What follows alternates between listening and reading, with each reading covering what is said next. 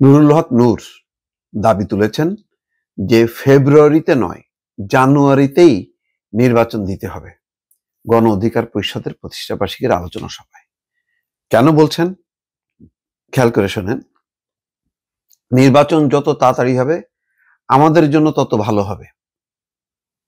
বলছেন নির্বাচন সংঘাতমুক্ত নাকি শান্তিপূর্ণ হবে, এটার সবকিছু আইন শৃঙ্খলা বাহিনী শুধু নয়, বরং রাজনৈতিক দলগুলোর আচরণের উপর নির্ভর করবে। দর্শক দেখেন, এই যে প্রথম কথাটা আজকে কিন্তু সবাই অনুভব করতেছে, নির্বাচনটা দেরিতে হওয়ার কারণে অনেক রকম সমস্যা তৈরি হচ্ছে। কারণ অনেকগুলো ক্ষমতার কেন্দ্র ইতিমধ্যে তৈরি হয়ে গেছে। সবাই মনে করতেছে যে নির্বাচন হলে তো একটা গ্রুপের হাতে চলে যাবে। এটা বুঝতেছে না যে নির্বাচনটা হলে বাংলাদেশ একটা ঝুঁকির বাইরে চলে যাবে। এটা একটা সাংবিধানিক সরকার, শাসনতান্ত্রিক সরকার, গণতান্ত্রিক পদ্ধতির একটা সরকার হবে, যার একটা স্বীকৃতি থাকবে বিশ্বব্যাপী। আজকে দিনকে দিন দেখেন, ডক্টর মোহাম্মদ ইউনূস এখন বিদেশে গেলে ওই যেই দেশে যাচ্ছেন সেই দেশের সম্মেলন উপলক্ষে যাক আর যাই যাক না কেন, সেই দেশের সরকার রাষ্ট্রপ্রধানদের সঙ্গে আর সাক্ষাৎ হয় না। গুরুত্বপূর্ণ ব্যক্তিবর্গ আর বিমানবন্দরে আসেন না, বা কোনো ভেন্যুতে তার সাথে দেখাও করেন না। অন্য দেশের অতিথিদের সাথে হয়তো যেহেতু তিনি একজন সম্মানিত মানুষ, নোবেলজয়ী মানুষ, তার সঙ্গে সাক্ষাৎ হয়। কিন্তু দেখেন আমেরিকায় হয়েছে, হয়নি। তারপরে যে গেলেন ইতালিতে, কই, হয়নি। এবং সৌদি আরবেও যদি তিনি যাইতেন ওই একই অবস্থায়। সৌদি আরবের বড় শাসকদের, ধরেন সেখানকার বাদশাহ, আমির বা পররাষ্ট্রমন্ত্রী, প্রধানমন্ত্রী, কারোর সঙ্গে হয়তো দেখা হইতো না। গুরুত্ব কমে যায় কেন? আপনি ইন্টারিম, আপনি তো আসছেন কয়েকদিনের জন্য, একটা নির্বাচন করে চলে যাবেন। আপনার সাথে কিসের সরকার একটা আলোচনা করে আর একটা সরকারের সাথে নানা বিষয় কন্ট্রাক্ট সাইন করে, তার একটা লংজিভিটি করে সরকার টু সরকার আলোচনা হয়, তার একটা মেরিট থাকে, অনর্থক কোনো আলোচনা হয় না। কিন্তু ইন্টারিমদের সাথে তো আর কোনো তাদের তো এত সময় নেই।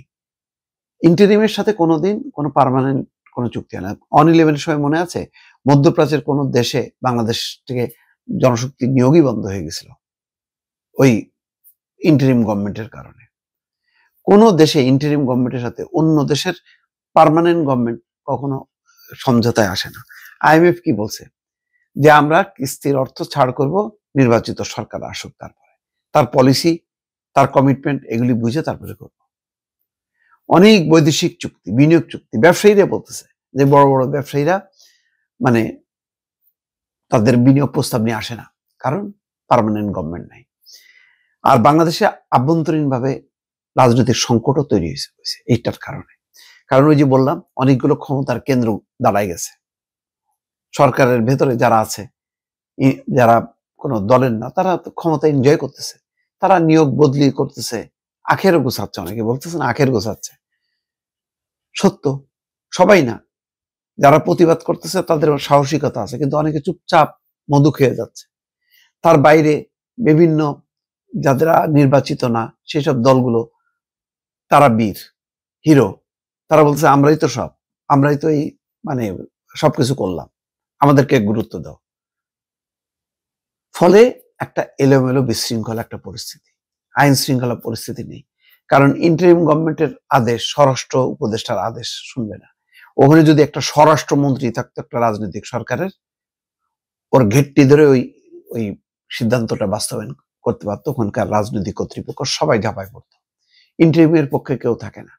যার জন্য হঠাৎ করে আওয়ামী লীগের যে একটা চরম শাসন ছিল, তার একটা শৃঙ্খলা ছিল, ওই শৃঙ্খলা ব্রেক হওয়ার পর সাথে সাথেই বা কিছু গ্যাপে একটা পলিটিক্যাল গভর্নমেন্ট না আসাতে ওই বন্ধনটা এমন ভাবে ঢিলা হয়েছে, আইন শৃঙ্খলা পরিস্থিতির চরম অবনতি দিয়ে ঠেকছে। যার কারণে এখন আওয়ামী লীগ দেখলেই ভয় লাগে। নির্বাচনে আসলে মনে যেন যে নামেই আসুক না কেন, হাসিনা বাদ দিয়েও কলা গাছ যদি এখন নেতা হিসেবে এসে বলে যে আমি কলা গাছ, আমাকে নির্বাচন করার সুযোগ দাও, তারাও যদি ইলেকশন করে, সেই ইলেকশনে ধাক্কা সামলাইতে পারবে না। বিএনপি হয়তো মোকাবেলা করতে পারবে, তখন হয়তো ভিন্ন মেরুকরণ দিয়ে সেটাকে ঠেকাইতে হবে। তো এই পরিস্থিতি কেন হয়? আপনি তো নেতৃত্ববিহীন অবস্থায়, ওই ইউনূস সাহেব বলছেন না, লোকজন তারে বলে যে আপনি আজীবন থাকেন, 5 বছর থাকেন, 10 বছর থাকেন, এগুলো মামুর বাড়ির আবদারের কথা। তো এই সমস্ত কথা নিয়ে সত্যি সত্যি যদি এই নির্বাচনটা দেরি করতে করতে আজকে কোথায় চলে গেছে।